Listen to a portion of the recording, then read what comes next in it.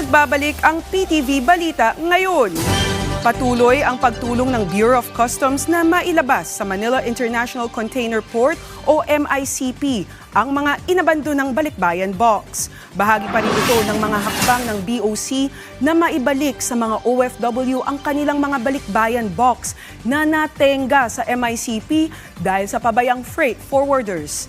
Ang pagpapalabas sa mga balikbayan box ay pinangunahan ni Balikbayan and Overseas Filipino Workers Action Center Director Venus Apas. Inihahanda na rin ng BOC ang pagsasampa ng kaso laban sa mga freight forwarders na bigong maideliver sa mga OFW ang mga balikbayan box.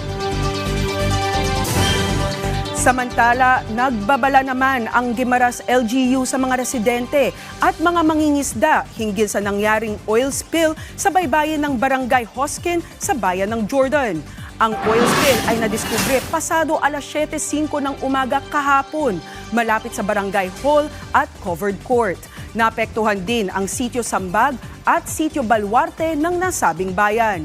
Nakipag-ugnayan na rin ang Guimaras LGU sa national government upang matukoy ang pinagmulan ng oil spill.